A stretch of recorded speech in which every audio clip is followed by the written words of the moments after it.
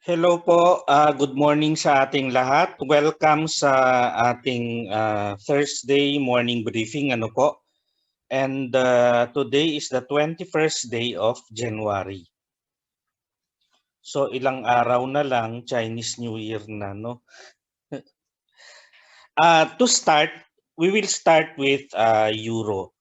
So yung Euro po natin ngayon, kung titingnan natin saan po ba siya papunta,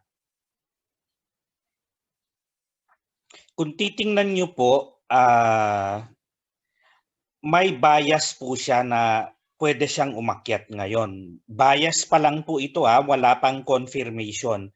Kasi yung confirmation niya will come at the break of trend lines.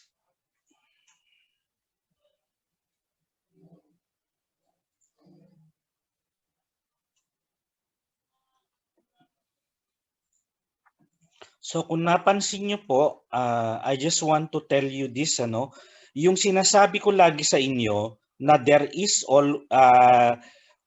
it is good practice to assume that the price will correct after a breakout. So ito po yung sinasabi ko. Kahit ganito yung presyo, nag-breakout siya, magko-correct siya going to the trend line of the breakout. So yun po yung lagi nating binabantayan or lagi nating babantayan, and once it reaches the breakout, you look for a reversal signal or a price rejection before you can assume na paakyat na nga siya. So ngayon, paakyat na siya, kaya ko po kinikwento yon dahil ang assumption po natin ngayon, sabi ko nga sa inyo, merong bias. So yung bias niya ay ito.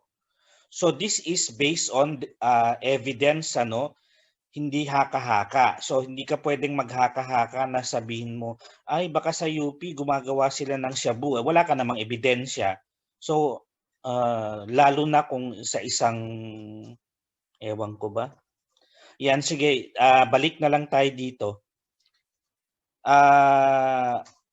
So ito po, nag-break po siya dito, nag-correct siya. So we are expecting na it will go up again, that it will resume its direction before the correction. So ito yung direction niya before the correction, uptrend siya, nag-correct dito sa trend line na to. So ang target po niya ay ito. Saan po galing ito? The farthest distance from your trend line. Yan po. So you just connect it here. And ito po yung magiging target niya. But before you can expect it to target this, you also have to see kung ito ba ay pwedeng maging resistance. Kasi this is coincidental with a 200-day moving average na meron siyang mahabang shadow, mahaba-haba yung shadow niya. So it might happen na before na umakyat yan dito, mag-correct po yan dito. Pwede po, hindi ko sinasabing guaranteed na mangyari yan. Although this is the target, before we look far ahead, tingnan muna natin kung ano yung mga nearby na pwedeng mag-resist sa presyo natin. Kasi we have to align our targets in terms of the daily ATR. Yan, kung titingnan niyo yung daily ATR niyo, magkano bang ginagalaw ng euro sa pang-araw-araw ngayon? Nasa 73, 74, 77. Pagpalagay mo ng 80 pips. So sa isang araw, ang euro ay inaasahang gumalaw ng 80 pips on the average ATR niya. Yun po ang inaasahan sa euro ngayon. So kung meron kang low today na ang low mo today is 1.2109, so ang safe mo lang na pwedeng asahan is plus 80 pips from 2109. So malamang po pwede siyang umakyat ng 2189 or 2190 or 2200. So yun lang po ang pwede mong i-expect. or pwede mong i-approximate ano na pwede niyang galaw ngayong araw. So on that note, ang ano po natin, ang saan ba tayo papasok ngayon kung ganyan ang ano ng presyo? You go to, kung wala kang makitang area of value dito, then you go to the smaller time frame. The smaller time frame for 1 hour is 15 minutes, hindi 30 minutes, hindi 10 minutes. So kung titingnan po natin dito, any approach to this 26-day moving average, pagka nag-ano po yan, pagka dumikit po yan dito, yun po yung kanyang buying signal. Mamaya ipapakita ko sa galaw ng British pound ano yung sinasabi kong ganito. So yan, so ang buying po natin is assuming na ang presyo ay nandito ngayon. So ang buying natin is around 1.21. Ay, mali yung ayan, ito pala. 1.2109. So yung 1.2109 ay galing yan sa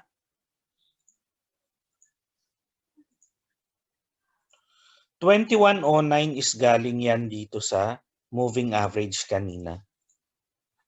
So kung papansinin ninyo,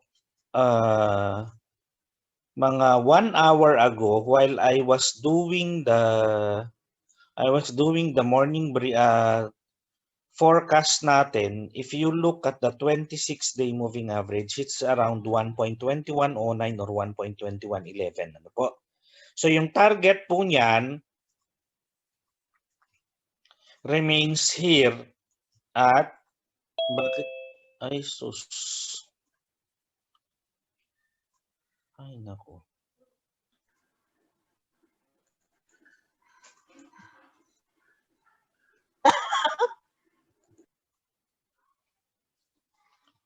Ayan po. So ang target po niyan, if you look at your hourly chart, dun po sa, ito pa rin po yung target niya. So 2244.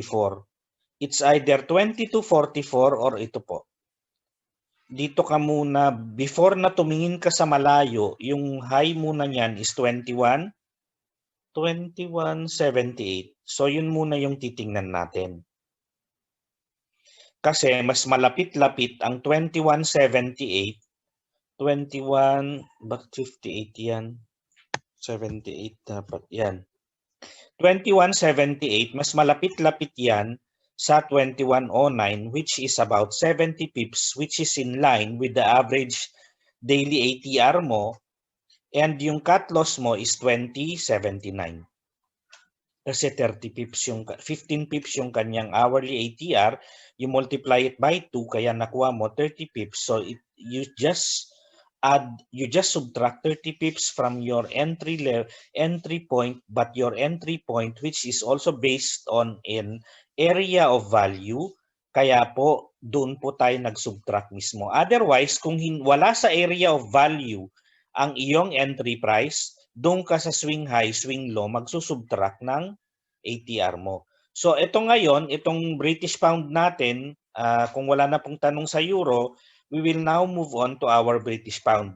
Ang British pound naman, kaya ko lang po gustong unahin yan kasi I would want to show you something. Ang British pound, paakyat pa rin naman, ano po?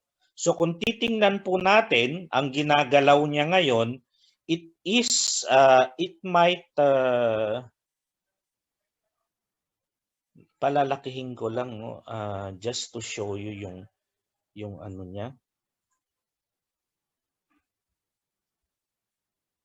Eto, kung papansinin nyo, kung igagalaw mo to, kung kukuhanin mo itong, if you are going to consider this price pattern here, ito ang price pattern na kino-consider natin. Tanggalin na lang natin ito kasi wala na pong saysay ngayon. Yan, ito po yung price pattern na kino-consider natin.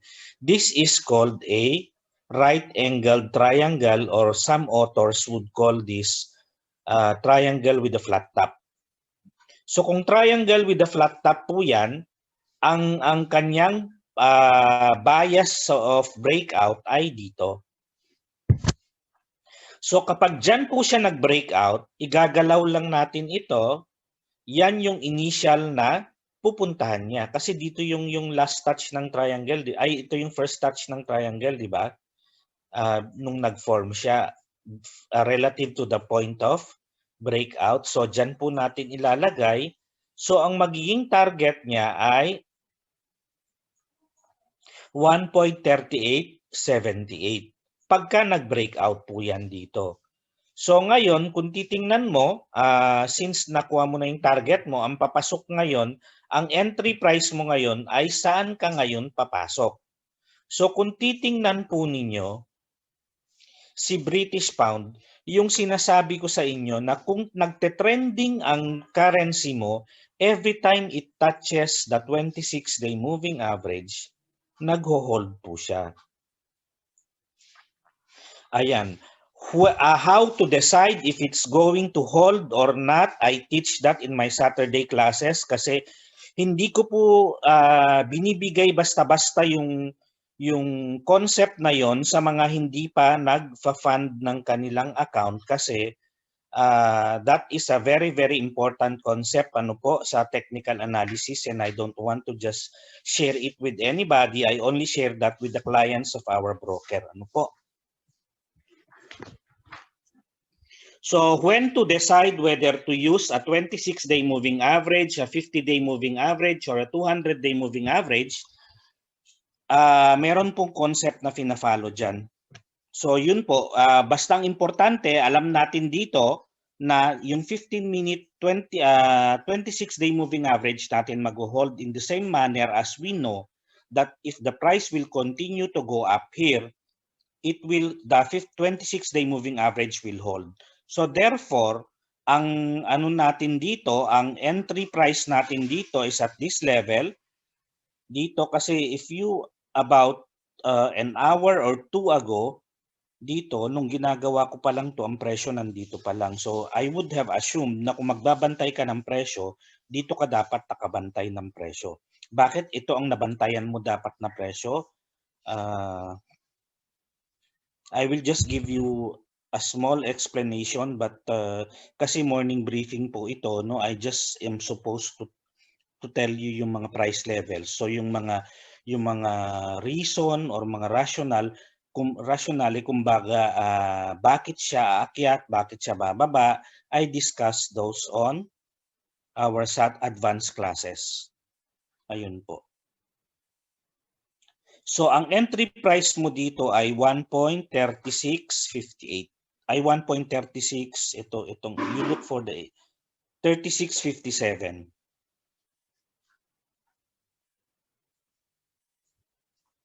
So 1.3657. Ang target price mo ay 38.74 as we have pointed out a while ago, at ang cut loss mo ay 36.15. So kung wala na pong katanungan sa British Pound, we can now move on sa ating USD JPY. Ano po? So yung USD JPY naman natin, yung USD JPY naman natin ay is it buying or selling?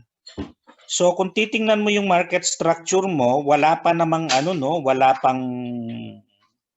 wala pang broken na market, wala pang broken na structure ng kanyang downtrend. So we are still expecting that it will still continue yung kanyang pagbaba. More so that if you consider this, if you are going to consider this price pattern here, which is broadening with a flat bottom, ang in the immediate term or in the short term, very short term, ang pwede niyang puntahan ay ito po.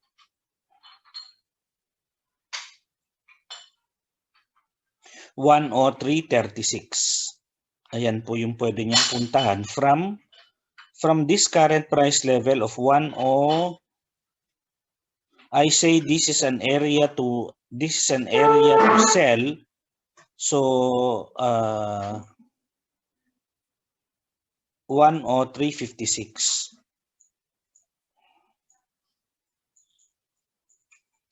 So kung bakit po tayo selling dyan sa 103.56 na yan, I will explain that in your advanced classes. I do not explain it here. So sell at 103.61 area, target mo 102.94, ang cut loss mo is 103.78. So kung wala na pong katanungan dyan, ang next po natin na pag-uusapan ay ang AUD-USD. Sa atin pong AUD-USD naman, kung papansinin ninyo, paakyat pa rin naman po. So you just look at your higher time frame, kung paakyat nga siya, let's start with daily, kung ngayong araw ba inaasahan nating aakyat. So pwede nating asahan na umakyat siya today, ano po? You go to hourly and see kung meron kang area of value na pwedeng pasukan ng kanyang pag-akyat. So dito po sa mga 15-minute moving sa mga 26-day moving average na to, hanggat hindi sila lumalayo masyado sa 50-day moving average, then it is okay to consider this as your entry price. So yung entry price natin halimbawa, mag-correct siya hanggang 77.56.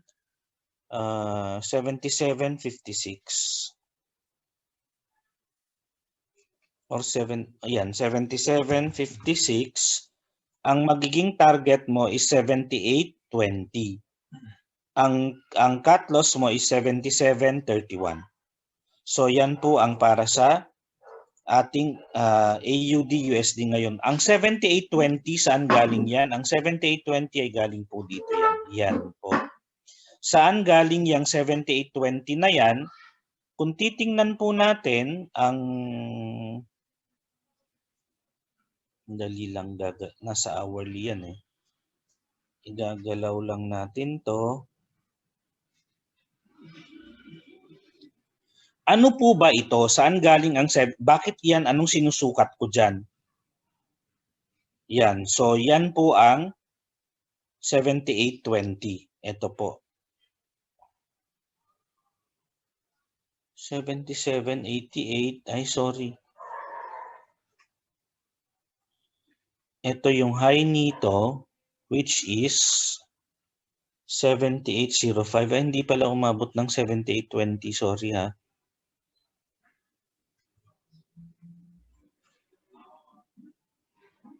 $78.05. This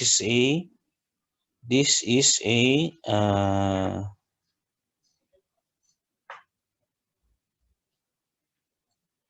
so kung ito ang target mo, saan ka malapit, you are near here as a resistance area, so that is 78.05. So doon po galing yung 78.05 po natin. Yan. So ang cut loss mo ay yan 77.31, which is 25 pips away. So it gives you a ratio of 1:2 na earnings, ano po. So okay na po yan. So ang next po natin ay ang gold at saka ang dollar.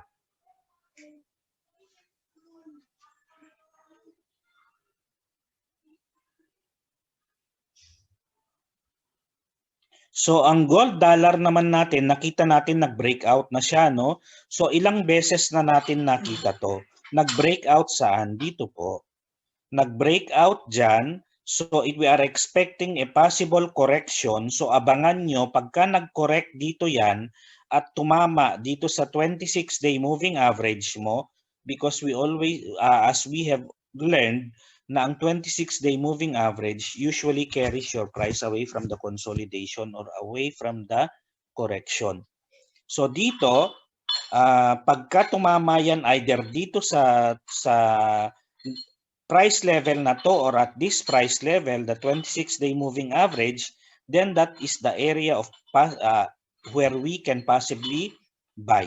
So ngayon, I will place it muna sa 1861.02 ang buying natin kasi siya po ay static. Ibig sabihin, hindi siya nagbabago. Hindi katulad ng if you put, kung mag-aabang ka sa mag-aabang ka sa moving average, napaka-dynamic po kasi ng moving average. Ibig sabihin, bawat oras, bawat 15 minuto, nagbabago po siya. So kailangan mo siyang abang-abangan kung kailan siya magta-touch doon.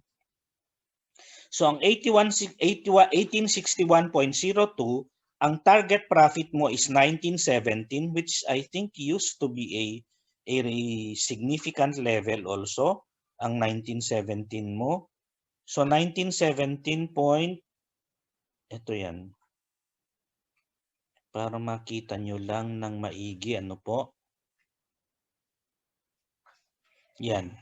So 1917 point, kung kukuhanin mo yung high dito, anong high niyan? 1918. Ito dito tayo sa, ipagpalagay mo ng ito, 1918.12. So ang target mo po ay 1918.12. Tapos ang cut loss mo ay 1849.02. So sa mga interesado po sa exchange rate ng dollar peso dyan,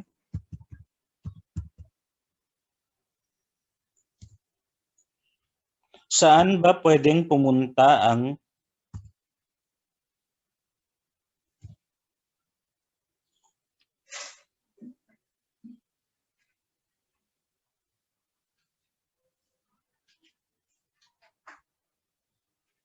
yan, 'di ba ang gulo ng dollar peso, wala kang makikita? Walang clear na ano kasi nga hindi naman siya, kaya hindi siya puga tinetrade sa platform natin kasi ang hirap po niyang basahin bukod sa restriction pa ng Bangko Sentral. Ayan, but just in case you are curious to know kung ano ang tinatahak ng peso natin, ay patuloy pa rin siyang nasa decline. Ano po, kung papansinin mo yung pag-decline niya, pero itong mga maliliit na ginagalaw niya ngayon, itong mga maliliit na galaw niya, kasi nung prior to its decline, makikita mo malalaki ang bar. Ngayon biglang kumukonti. Ano po ba yan? Yung pagliit ng mga bar na yan is an indication that the market is consolidating its position. Pwede pong ang mangyari dyan ay umakyat na rin po yan within the next few weeks, or titingnan natin, makikialam lang hindi naman makikialam, but makikiusyoso lang tayo kung ano ang pwedeng gawin ng dollar peso ngayon, ano, in the at least has it touched a significant support area, or technically ang tinitingnan po kasi sa peso before na mag-bounce back siya ay at least magkaroon siya ng touch dito sa low of 47.47. Wala pa namang 47.47 dito. 47.95 ang pinakamababa na na-hit niya. So, konti na lang before it is expected na bumalik po siya, before we can see a concentration of buying again at this level. Kasi support siya dito, ay resistance siya dito, it may possibly be a support. At tamang-tama naman na nagbago na yung, nabuo na yung rounding top formation niya by the time it hits this. So ayun po ang konting chismis tungkol sa dollar peso. So kung wala na pong tanong sa mga ano natin, we can now move on sa ating forexnews.com. Ano po?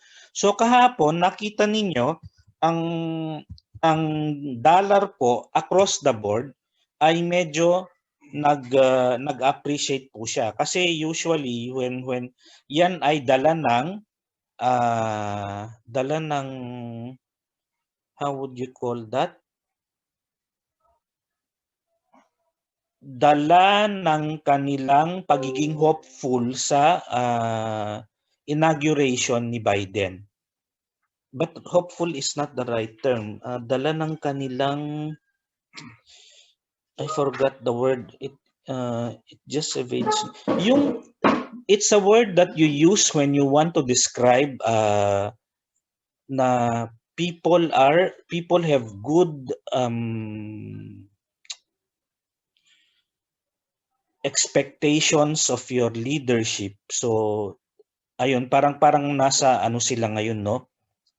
they were expecting good things to come with the leadership of Biden, kaya po yan ano.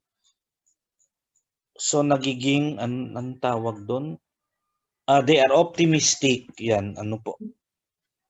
So ngayon, in 20 minutes time, lalabas ang interest rate decision ng Japan.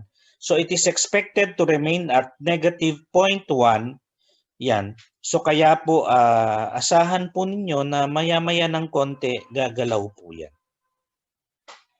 And then meron na so today is I would say today is quite volatile ano po kasi interest rate decision from Japan, pagdating ng 8:45 ng gabi interest decision from ECB, and then pagdating ng wala, puro interest rate decision. So this is going to be a quite volatile market. Tapos meron ka pang initial jobless claims mamayang gabi. Ayan, so medyo volatile po ang market ngayon. So if the market is quite, you find it volatile, medyo huwag ka munang, kasi hindi naman natin sure kung ano po ang magiging interest rate decision ng ECB, but more or less you will have an idea kung ano yung expected naman ng market. Usually it falls in line with the expectation of the market. What we just don't want to see here is the actual data will be coming off from the compared to the consensus data. So pagka nangyari po yan at nakasalang ka at kontra sa posisyon mo, mahihirapan ka maghabol dahil sa bilis ng galaw ng presyo, baka talunan, yung talunan, ibig sabihin hindi loser ha, talunan, i-jump ng market yung price na sinet mo sa cut loss mo or sa take profit mo. So pagka nangyari po yun, hindi next possible price ang i-execute sa iyong order. So pag take profit okay lang, pero pag cut loss, paano pagka malaki ang cut loss mo? 'Di ba masama, mas nakakasama ng loob 'yon. So yun po yung iniiwasan, kaya ko po sinasabi na pagka expected na volatile ang market, please stay away from the market if it's volatile. Kasi hindi po natin alam kung alin po sa dalawa ang pwede mangyari. Dalawa lang naman ang pwedeng puntahan ng market, up or down lang. Pero marami ang nadidisgrasya pa rin because they do not do due diligence sa kanilang pagte-trade. Ibig sabihin, hindi mo na inaaral yung pagte-trade, basta pindot na lang ng pindot kasi madali lang naman pumindot, di po ba?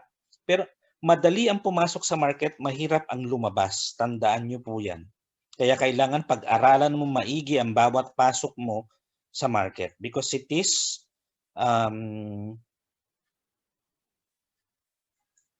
important that you come up with the three prices every time before you enter the market, the entry price and the exit prices.